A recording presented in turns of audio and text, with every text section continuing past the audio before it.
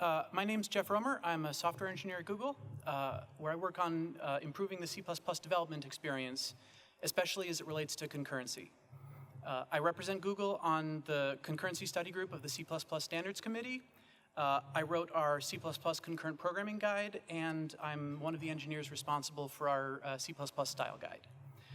Today I'm going to be talking about how to talk about thread safety in C++.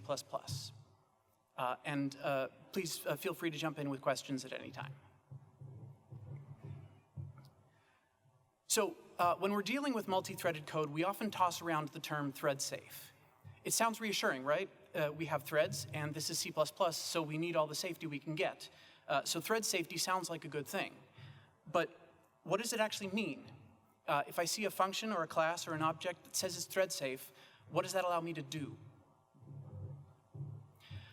So this is how POSIX defines thread safe. It says a thread safe function can be safely invoked concurrently with other calls to the same function or other thread safe functions. And that sounds reasonable, but what about code like this? For all the examples that I'll be showing, we're assuming that thread 1 and thread 2 are functions that might run concurrently. And POSIX says that memcopy is a thread safe function. So is this code safe? Hands up, anybody who thinks it's safe. Good. Yes, it's not. It's definitely not safe. We have two concurrent writes to the same data, namely out, and those writes could clobber each other unless there's more synchronization. But how about this? Who thinks this code is safe?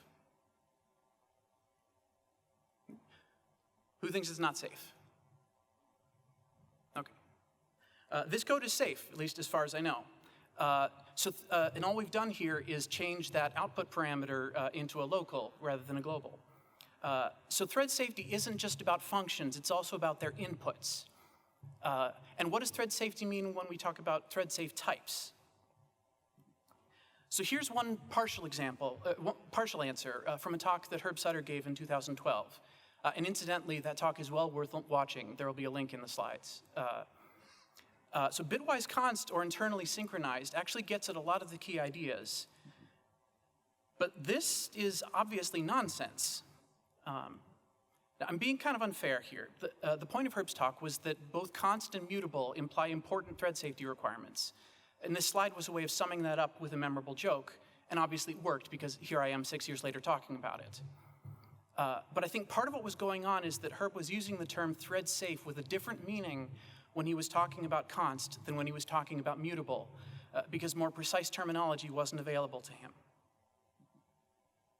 So in this talk, I'm going to present the terminology that we use at Google to document and reason about thread safety in C++.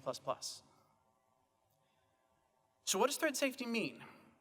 We'll start with what safety means. When we talk about thread safety, what are we trying to be safe from? Anybody? What are we trying to be safe from? Any guess? Right. Data race? I hear data races. Anybody else? Bugs. Bugs, corruption. Okay. I am simultaneously alarmed and relieved not to have heard the incorrect answer that I have my next slide about, which is race conditions. The trouble with race conditions is that the term just means that there's some valid thread timing or sequencing where the program doesn't do what you wanted. And that covers basically every kind of concurrency bug other than a deterministic deadlock. So it'd be nice to be safe from race conditions, but it's not clear how we would actually do that. Whereas when we talk about terms like memory safety, type safety, or signal safety, we're not just talking about being safe from certain kinds of bugs. We're talking about safety from some specific locally avoidable bug pattern. And race conditions aren't locally avoidable in general, so I don't think race conditions is the answer. But I did hear data races. We're getting warmer. So just to review, what is a data race? This is a simple example. We have one thread that's trying to modify an int, while another that's trying to print it. And that's what a data race is. Two operations that happen concurrently, where one of them modifies an object while the other is accessing it, which is pretty straightforward. But here's another example. This is pretty much the same code, but now we're working with a std string instead of an int. But again, we have two concurrent operations accessing the same object, and one of them is a modification. So is this a data race? Who thinks this is a data race? Hands up. Okay, I am going to disagree with you, and the standard actually disagrees with you too. The standard gives a precise definition for the term data race, which mostly looks like what we'd expect. A data race is when two potentially concurrent non-atomic actions conflict, and they conflict if one of them modifies data accessed by the other.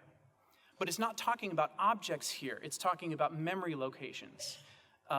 In standard ease, a memory location is basically an object with a built-in type. Integers, floats and doubles, pointers, enums, things like that. Objects of class types are never memory locations, and in particular, a std string is not a memory location.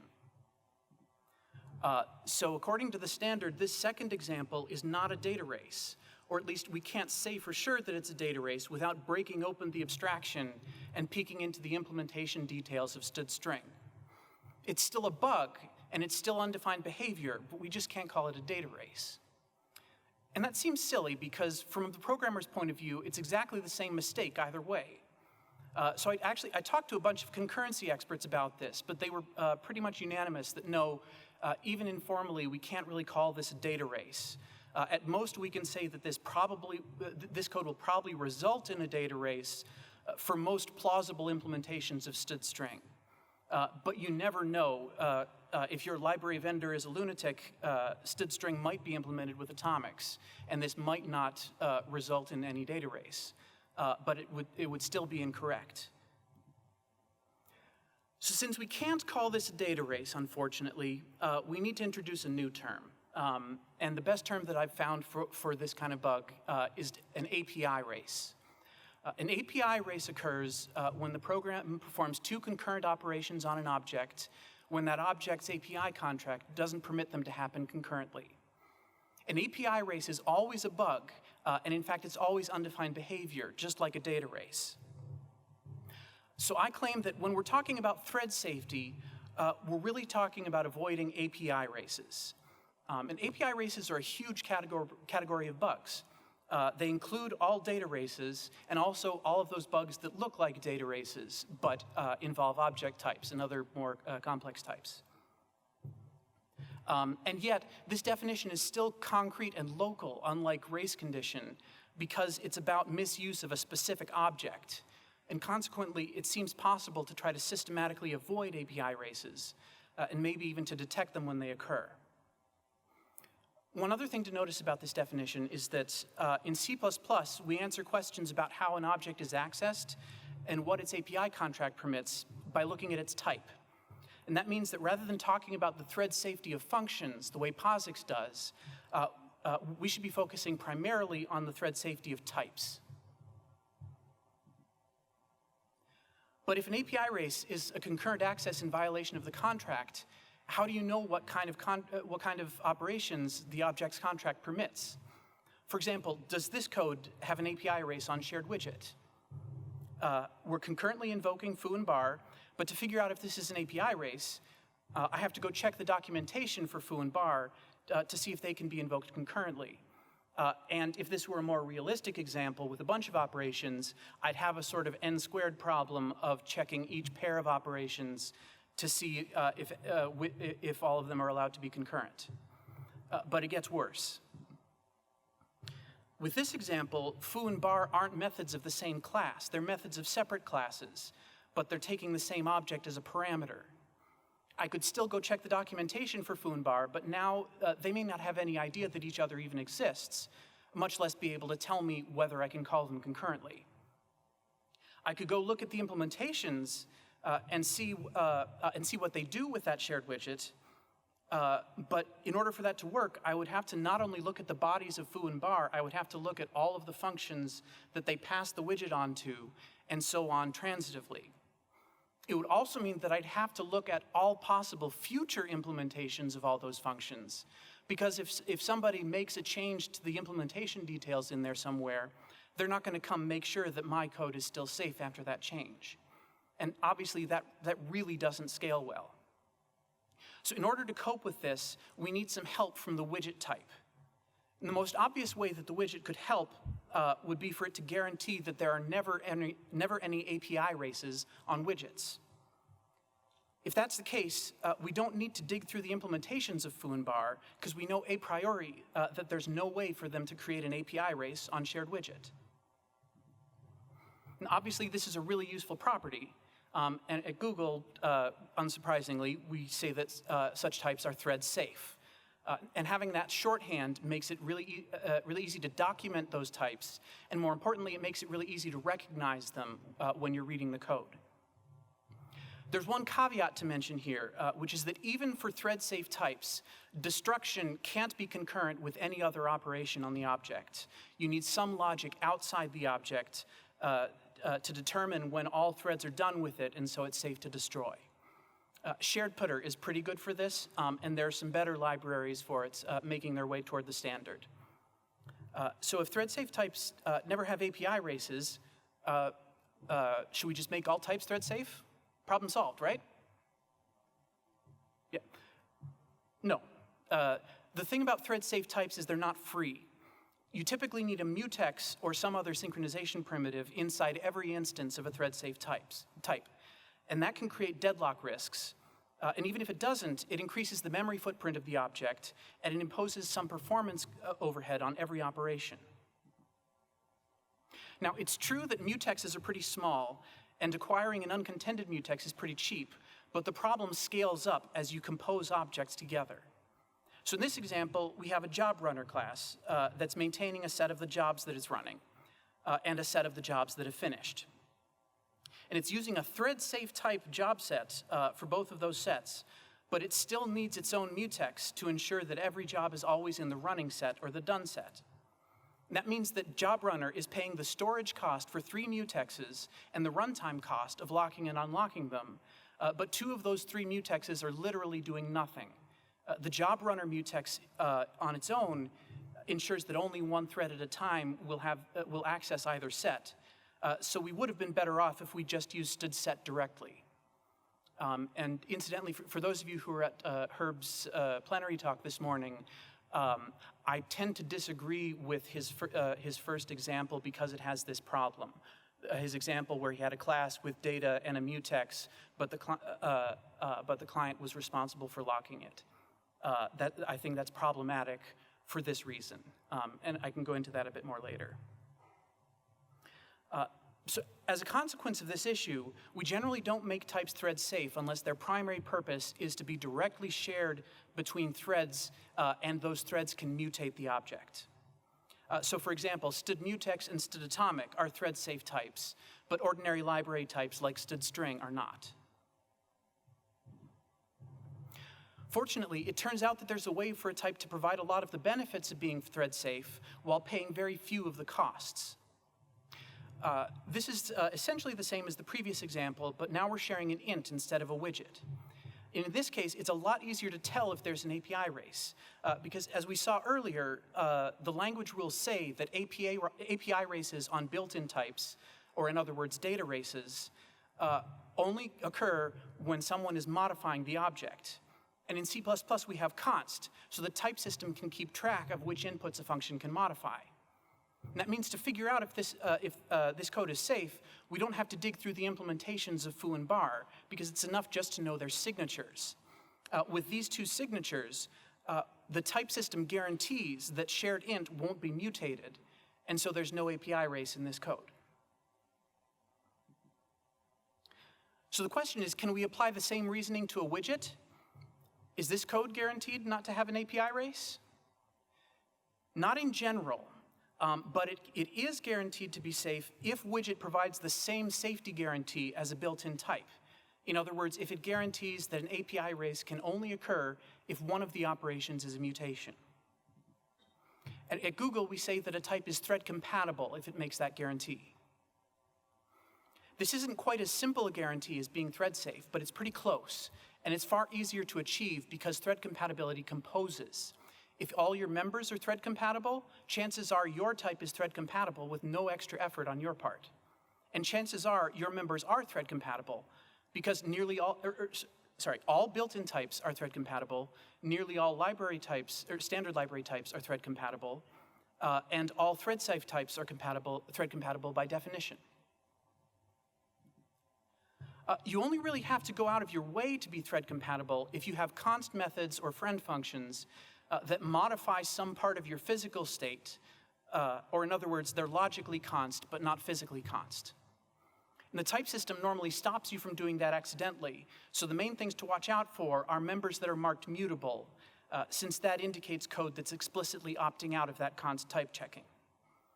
So for example, here we have a pretty stupid string view-like type that computes its size lazily. And so that means that the size accessor actually modifies the size member, even though the accessor is const, because it doesn't modify the observable state of the object. And that means that we need to add explicit synchronization in the form of a mutex in order to make this class thread compatible. As an exception, to that rule, it's okay to have a mutex as a mutable member, and in fact, mutex members usually should be marked mutable so that you can lock them in const methods, like in this example. And that's good news, because if making the mutex mutable meant that you need another mutex to protect it, then we'd be in trouble. More generally, you might be able to avoid adding synchronization if your mutable members are thread safe, but only if you make sure that your const methods never break your type's invariance, even temporarily. And that can be pretty easy to mess up. So generally speaking, it's better to avoid that whole can of worms and just make your const operations be physically const wherever possible. Keep in mind, though, that if some of your object state is behind a pointer, then that state will have a mutable, will behave as though it were a mutable member, even though it's not marked with the mutable keyword. So that's a situation that you need to keep an eye out for. As a final caveat, I should mention that we stole the term thread compatible from the Java folks, but we gave it a stricter meaning. In both Java and C++, thread compatible is the term for the baseline level of thread safety that nearly all types should provide. But in Java, it doesn't mean that concurrent reads are safe, because Java has no language level concept of a read-only operation. Java doesn't have const.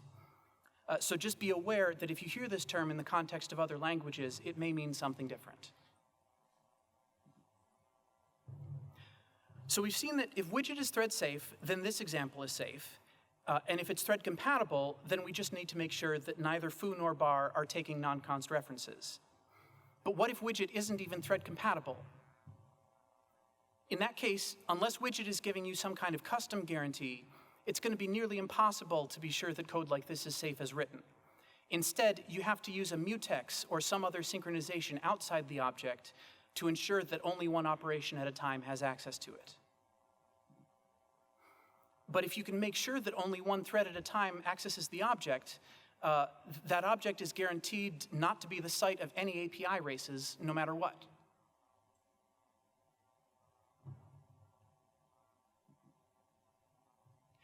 As I mentioned before, the most common reason that types fail to be thread compatible is because they have mutable members, or in some other way, they have unusual or broken const semantics.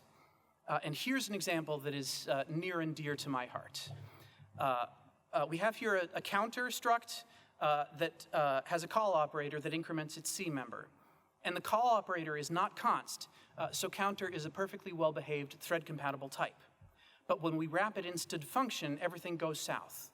We're calling f in two different threads, and f is const. F is the originally declared const, so we know that we're invoking a const operation, and yet this code contains an API race because the counter is getting incremented in two different threads with no synchronization. Even though std function's call operator is const, calling it concurrently can be an API race, which makes std function one of the few types in the standard that's not thread compatible. And the reason is that std function stores the underlying function object as the moral equivalent of a mutable member. The good news is that std function is a rare exception. Most types are thread compatible or have thread compatible alternatives, so you're rarely stuck with a non-thread compatible type. As I said earlier, in C++, thread safety is primarily about types, not about functions. But there are some rare cases where you do have to start thinking about functions. So going back to our widget example, if the widget is thread compatible and foo and bar take the widget by const reference, that's still not quite enough to guarantee that there's no API race between these two lines of code. Specifically, foo and bar might say that you're not permitted to invoke them concurrently at all, even if their inputs are different. For example, their implementation might look like this, where behind the scenes they're both mutating the same static int with no synchronization, and that would be an API race if you called them concurrently. So when a function call can create an API race on an object that's not one of its inputs, we say that the function is thread hostile. And notice this is a property of a function, not a property of a type. And it's virtually always because the function is accessing some data other than its inputs. When you're calling a thread hostile function, all bets are off. You have to check the documentation to figure out how to call it safely. Or better yet, don't call it at all and find a better function with no behind-the-scenes inputs. Functions virtually never actually need to be written this way. It's almost always an accident or a mistake of some kind. By the way, a lot of sources refer to functions that are not thread hostile as thread-safe functions. And that's particularly common in sources that are focused on C, like the POSIX definition that I showed earlier. I recommend avoiding that terminology because people tend to assume that it means more than it does, especially when you describe a member function as thread-safe. Furthermore, in modern code, you can and should just assume that every function is not thread hostile unless it specifically says otherwise. So we don't really need a special name for functions that are not thread hostile. With those definitions in hand, we now have a pretty simple procedure for reasoning about the thread safety of a line of code. A given line of code is guaranteed to have no API races if it doesn't call any thread hostile functions, if there are no lifetime issues, and if each input is either not being accessed by other threads, or it's thread safe, or it's thread compatible and not being mutated. And that's pretty much all you need in order to avoid API races in the first place, or at least track them down after the fact. There are a couple subtleties, though, mostly around the issue of what counts as an input. So consider this example. Like almost all standard library types, vector is thread compatible, not thread safe. And here we have two different threads mutating the vector. So does this code contain an API race? Who thinks it does? Okay, some of you. Yeah, I would argue no, it doesn't. This code is safe because the threads are mutating different elements of the vector, and those elements count as separate inputs. You have a question?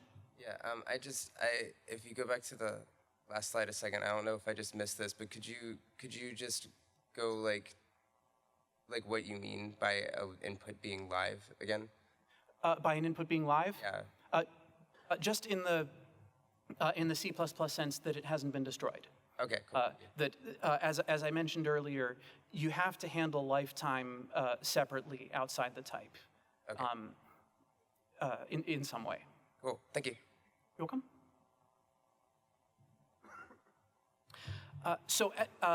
As a general principle, when a thread-compatible type exposes some of its sub-objects, like how vector exposes its elements, for thread safety purposes, you can treat each sub-object as a separate object, and you can also treat the remainder of the parent object as a separate object.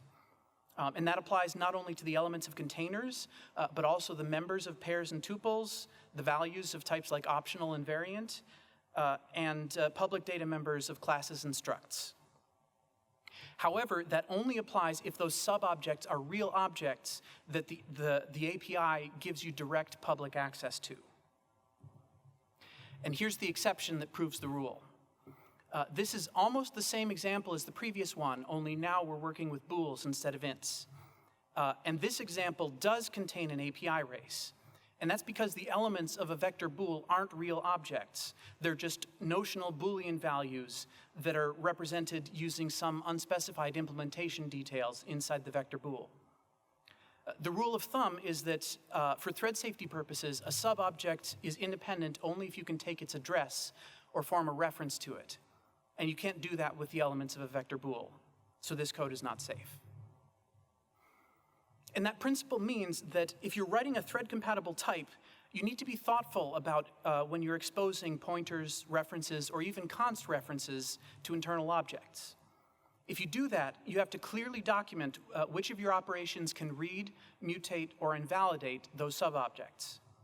Of course, you have to do a lot of that anyway, or your API will be confusing even for single-threaded users. But thread safety raises the stakes. And by the same token, when you're using one of these types in a multi-threaded context, you need to have a clear mental model of what operations on the parent object can access the subobjects. So going back to the vector int example, there's a related issue that it highlights. Sometimes a non-const method isn't a mutation. In this case, the square bracket operator overload is non-const, but it doesn't actually mutate the vector itself. It just gives non-const access to one of the vector's elements, to the calling code. So sometimes you can treat a non-const method as being non-mutating for thread safety purposes, but only if their API guarantees that they really are non-mutating. And the standard containers make that guarantee for the square bracket operator and for most of the other methods that you'd expect. So here's another way that the notion of an input can be tricky. In this example, we have two concurrent calls to f, and they have no arguments in common. Nothing that's an argument to one is an argument to the other. And yet, this is an API race because they're both incrementing the second element of v concurrently because they're operating on overlapping ranges. You could argue that means that f is thread hostile, but we would hope not, because f is a perfectly reasonable and well-behaved looking function. This could have been a standard algorithm if I'd wanted to do it that way. So I claim that no, f is not thread hostile. And the reason for that is that even though the second element of v isn't an argument to either of these calls, it's an input to both of them. Because it's clear at the point of use, at the point of the function call, that these functions are going to access that object. As other examples of the same kind of thing, an object might be an input without being an argument if it's a subobject of an argument or if it's pointed to by an argument, whether by a pointer or a reference or a smart pointer or what have you. The thing to be extremely careful of here is if you have a private class member that points to data that might be shared, like in this example here. In this case, the widget has a hidden pointer to a counter, but the counter isn't necessarily private to the widget because it gets passed in through the constructor.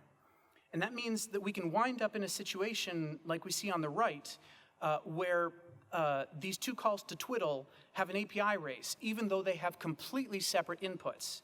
And that makes twiddle a thread hostile function. So it's much better to avoid having private handles like that. But if you can't, one option for dealing with that is to make sure that the shared data can't behave like an input for thread safety purposes. And at a minimum, that means that you need to make sure that the shared data has a thread-safe type. It's not enough to add a mutex to widget because the int is potentially shared by multiple widgets and maybe even by code that's completely unrelated to widget. So you have to switch to sharing data whose type is inherently thread-safe. So for example, we could change this code so that counter is a pointer to an atomic int rather than an ordinary int. You also have to be very attentive to the risk of race conditions in a case like that, if you have any invariants that relate the shared data to other parts of your program. So for example, that fix of turning the counter into a pointer to an atomic int might be sufficient if the counter is just used for monitoring or something like that. But if the counter actually affects the logic of the program, I'd be very worried about this code, even if the counter were atomic. The other option for dealing with this situation is to make your type very, very explicit about the fact that it points to external data, and so that data is potentially an input to any function that takes your type as an input. And that's what the iterator was doing in the previous example. An iterator type is a type that is very, very explicit about the fact that it confers access to some underlying range. And so if a user sees code that passes an iterator as an argument, they're not surprised when the underlying data gets accessed. As a final note, it's important to keep in mind that the more layers of indirection there are between the formal arguments and the actual inputs to your code, the harder it can be to determine whether the inputs are mutable, because the const part of the type system essentially has a harder time getting a hold.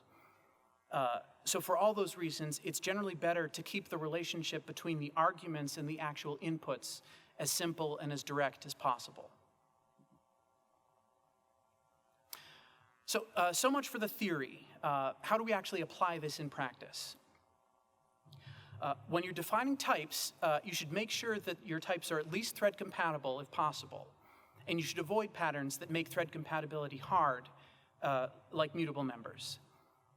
You should make your types thread safe if you expect public mutable instances of the type to be accessed by multiple threads, but otherwise you don't need to worry about making a type thread safe.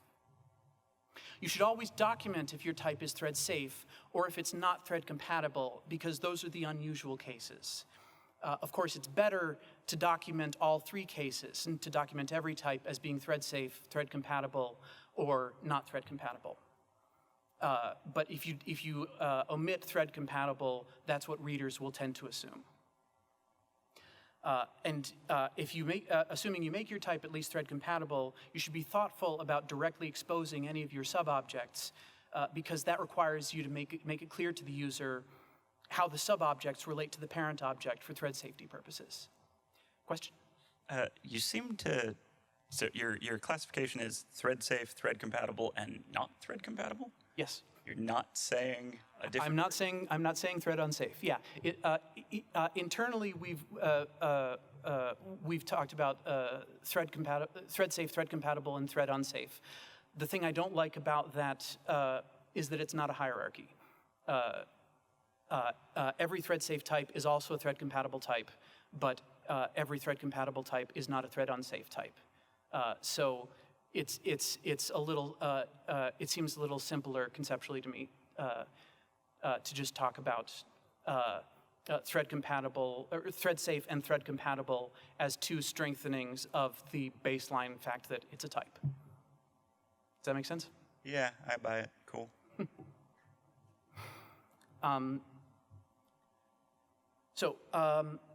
When defining functions, including member functions, you should avoid making them thread hostile at all costs. Just never do that. And that means that there should be no hidden mutable shared state, and you should be very, very careful about having private pointers to data that might be shared across threads. If you have a thread hostile function that you can't fix, you should document very clearly that it's thread hostile and explain how to use it safely, or point readers to safe alternatives.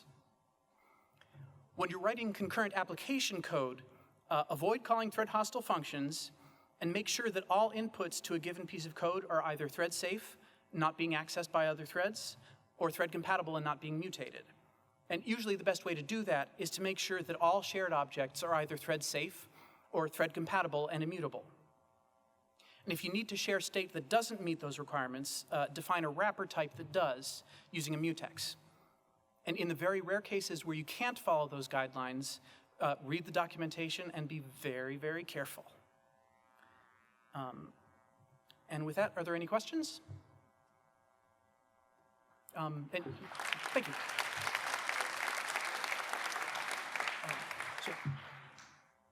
Question, why didn't we talk about reentrancy concepts? Sorry, why didn't I talk about what? Reentrancy. Reentrancy? Reentrant. I Mostly think it's very close to thread compatible, right? Reentrancy has, particularly it has some close connections to thread hostility. I think, honestly, the reason I didn't talk about it is just that it doesn't come up that much for us. Normally, if a function has reentrancy problems, it's probably going to be thread hostile too. So that's the main reason I didn't talk about it. I will say there's been some discussion recently on the on the committee mailing lists about what exactly we mean by reentrancy. That some people were thinking that it's just about functions, and other people were thinking that it was about types. That like whether a member is reentrant is a question of whether you can reenter a function on the same instance versus separate instances, and that's all pretty fuzzy. But again, in practice, if you're writing code in a concurrent world, at least we haven't found that reentrancy is an issue that comes up very much. Okay, thank you. My question is about your definition of what is API race. Let's consider a case when two threads set the same string simultaneously. Of course, it is API race. Sorry, I'm having trouble hearing you. Could you? So let's consider the situation. Two threads set the same string simultaneously, and it is API race. Then I add mutex to cover entire the function. Well, probably from your definition, it's not API race anymore. The question is, if I add a mutex, but with only purpose to, for example, throw an exception if the mutex already locked, is the situation is API race, or it's kind of not API race because, well, simultaneous access to the object is generally covered even with exception? I'm sorry. I'm still having trouble hearing the question. If I cover possible API race not by some well-formed behavior, but just throw an exception in one of threads who is not capable to acquire the resource. So if you have a mutex, but it's just for throw exception if it's locked. Throwing an exception if it's locked. Yes. That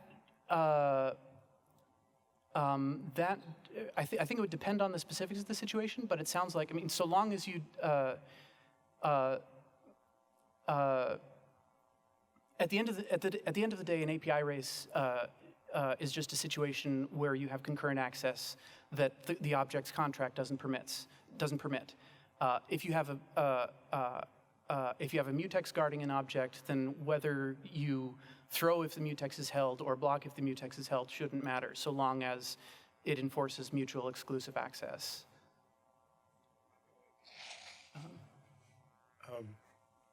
Hello.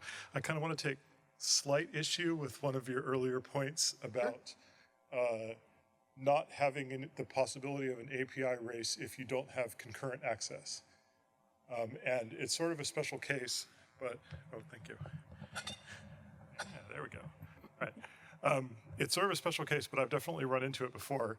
I would say it would be correct if that was qualified to say that the functionality does not explicitly or implicitly rely on anything that is tantamount to thread local storage. However, I have run into cases where you can get API races depending on which pseudo-thread context accesses the object first. And this is particularly a case with certain types of COM objects in the apartment model that might get your object implicitly loaded into it the first time that you access it. So my slight quibble with that is you have to qualify that by saying there's no implicit reliance on something like thread local storage. Otherwise, there still exists the possibility of an API race. And I guess the follow-up to that is there any context in your internal nomenclature to mark something that would be potentially dependent on something akin to thread local storage for that type of situation? So I think I would be inclined to describe a situation like that by saying that the operations that potentially access that thread local storage are thread hostile. Because if I'm understanding correctly, you're saying that you could wind up in a race even if the inputs are different.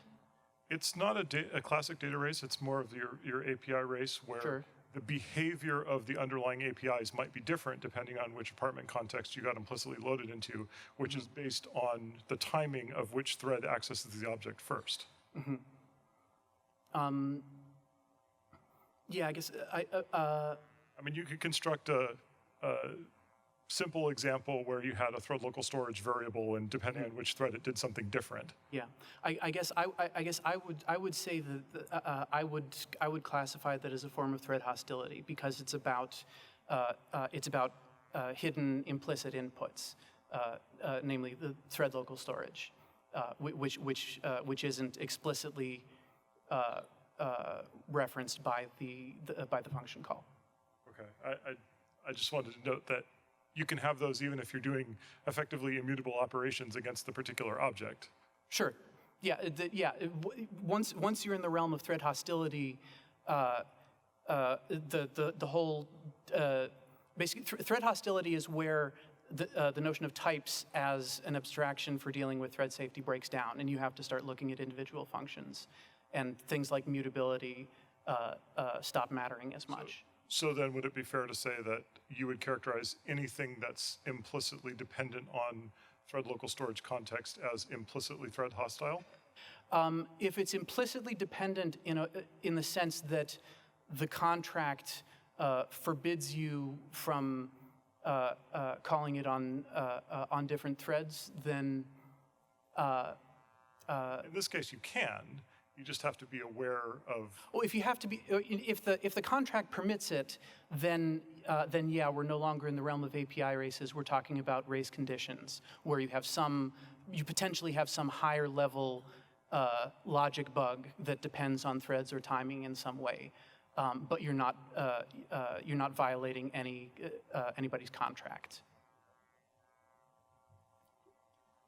Hi, how does your classification differ from how the standard talks about thread safety of its types? And is the standard going to move in the direction of what you're describing, or?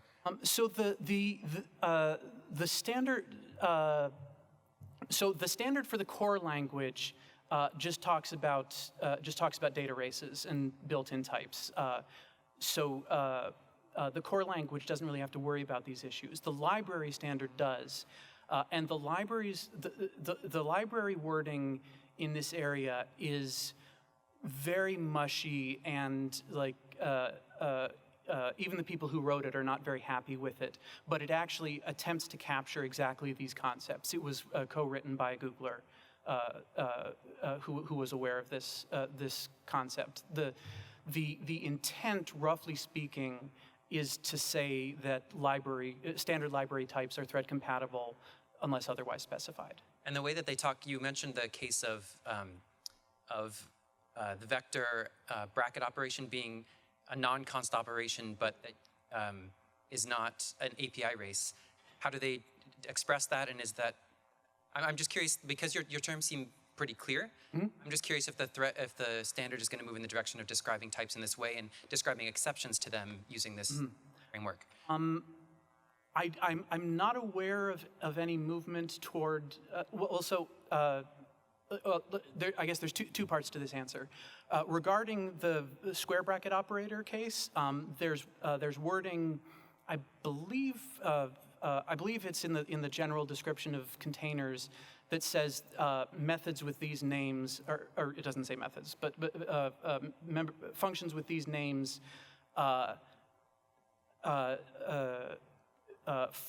don't access or don't mutate the object for purposes of determining a data race. That's one thing that I think is not ideal about the library wording, is that the library wording is still talking about data races rather than API races. The other half of your answer is there's one small way that the standard is starting to move in this direction. There's a proposal that is pretty well advanced, although it's probably going to go into the concurrency TS rather than the standard right away, where there will be an is race free trait that defaults to false, but defaults to true for const types, and then is overridden to be true for things like stood atomic, and that intentionally reflects the notion that we can just assume that types are thread compatible unless they say otherwise. Thanks. Your talk was mostly theoretical. What about more practical advices, like what problems with thread safety you have mostly in production, like, I don't know, people using mutables cost us too much in terms of production incidents, something like this. Sorry, I'm still having, can you move closer to the mic? I'm having trouble hearing. Let me try to repeat.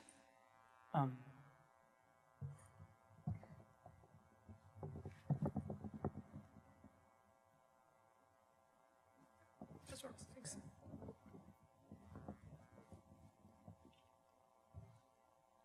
So your talk was mostly about theory. What about more practical advices? Like, guys, don't ever use mutable because we had too many production incidents with it, or something like this. Yeah. I wouldn't say that I can't draw a straight line between much of this guidance and production issues. This is mostly about how to organize your thinking about concurrent code and make it tractable. But I mean, I don't really have any specific practical advice to add beyond what I've already said, particularly the stuff in the last slide. If you want to take it offline afterwards, I have a fair chunk of practical advice from Google on this front. Any other questions? Oh, yeah. Hi, Geoffrey. More of a question/comment. Are you familiar with exceptions, the distinguishing between strong and basic exception guarantees? Somewhat, yeah. I was just wondering if the terms strong versus basic are better adjectives for what you're describing. I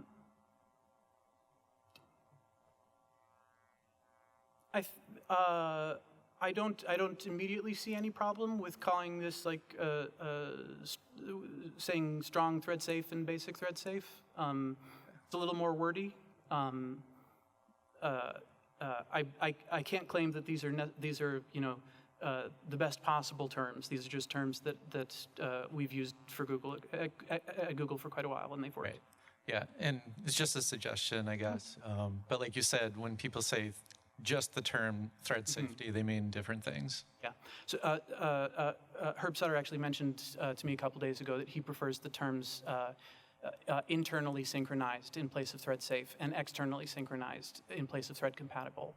I'm not sure I like that terminology quite as much because types that are internally synchronized might not actually, like std-atomic doesn't contain a mutex. And an externally synchronized type might not actually be externally synchronized at all. It might just not be accessible to other threads, things like that. But that's another set of terminology that exists for this. A couple quick things. First, you mentioned std function. And Yeah. you mentioned the problem that was there. I know your answer to this, but I think it would be great if you said it here. Mm-hmm. Do you consider std function to be Const incorrect? Yes, I think this is a bug in std function, plain and simple. Okay. And there have been attempts to fix it. Time's starting to run out for C++20, but maybe we can make it. Yeah, and I guess there's nobody else. Just you mentioned that there were other places where we are not thread compatible. Did you have any other ones in mind other than vector bool or, well, not vector bool, but other than std function, I should say? Yeah, std function is the main one. Is the main type that I know of that's in the library that's not thread compatible. I believe there have been there's been at least one type in the standard. I think it was some kind of reverse iterator, something like that, something that was specified in terms of having a mutable member, and thereby became thread incompatible. But I think that was fixed. And off the top of my head, I don't remember which type it was, and I haven't tracked it down. Thanks. Do you have any thought on how to dock something like std maps operator bracket, which is only thread compatible when insertions do not occur? I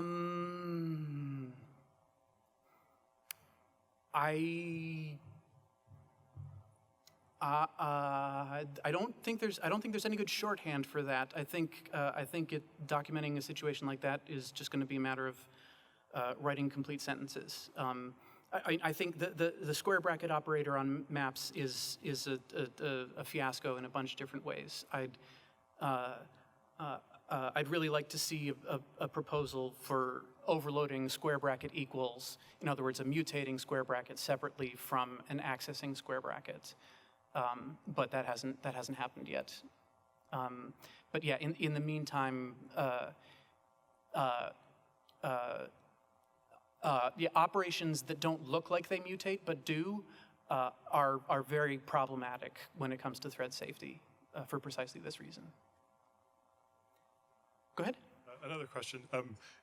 Obviously, you talked a lot about how you guys talk about thread safety with respect to objects. Is there any movement or impetus to sort of attribute types appropriately and then do some compile time checking on that?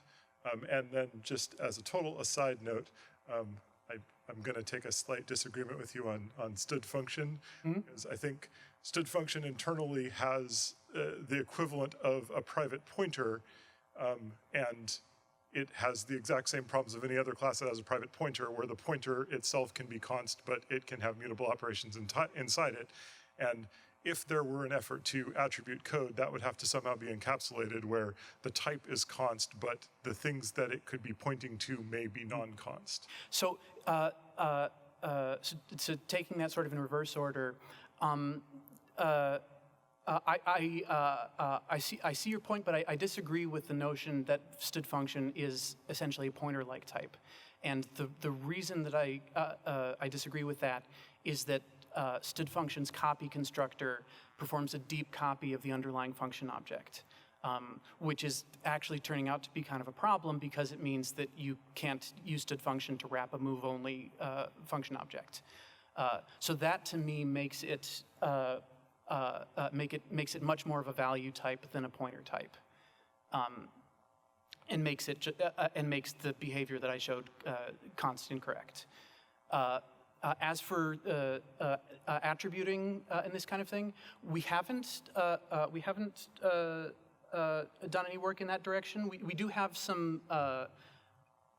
There's some thread safety annotations that I think are now public in Clang for but that's more for marking things like this data member needs to be protected. You need to be holding this mutex when you're accessing this data member, that kind of thing, and it's a pretty limited best effort kind of thing. I have a sort of pipe dream, but one of the reasons why the experts won't let me call an API race a data race is that they want to reserve data race, the term data race, for things that TSAN can diagnose.